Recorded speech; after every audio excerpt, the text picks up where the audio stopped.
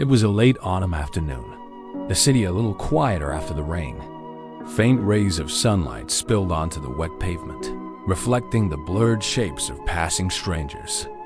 In the corner of a small coffee shop, tucked beneath the shade of an old almond tree, and sat alone. Before him was a cup of black coffee, still steaming, but his eyes wandered somewhere far away. Anne was in his 30s, not too young, not too old.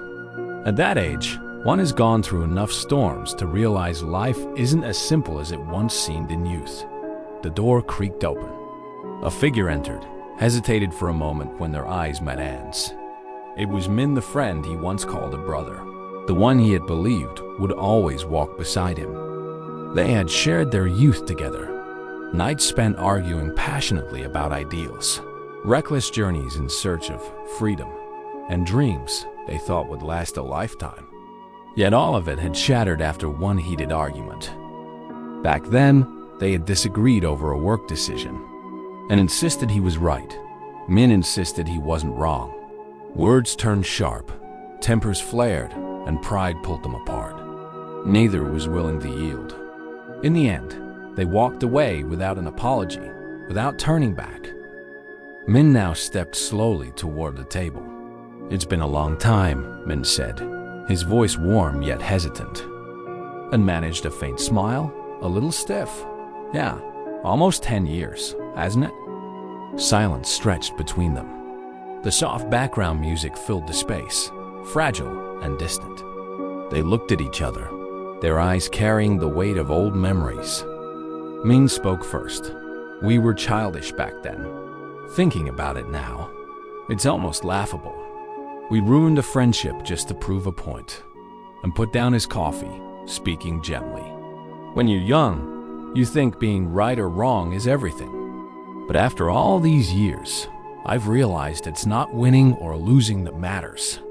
It's keeping peace in your heart."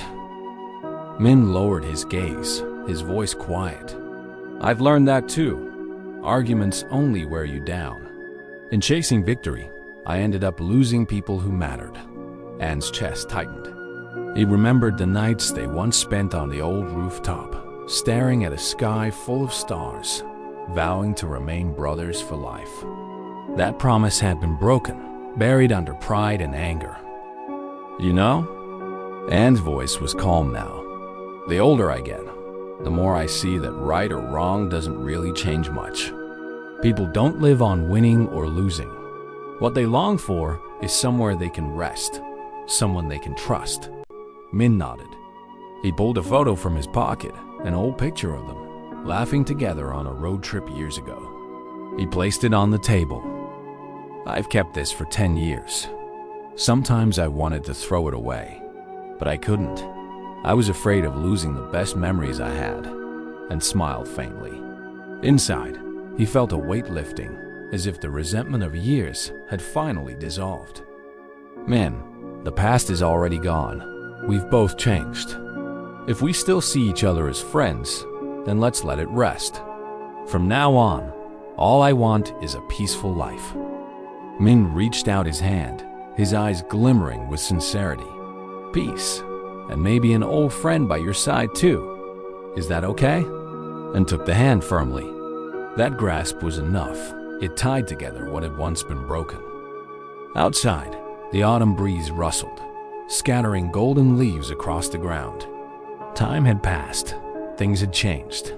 But in that small coffee shop, two friends found their way back, not through victory or defeat, but through letting go. And Anne realized, peace doesn't mean a life without storms. Peace is what comes when you choose to stop arguing over things that don't matter and hold on instead to what truly does.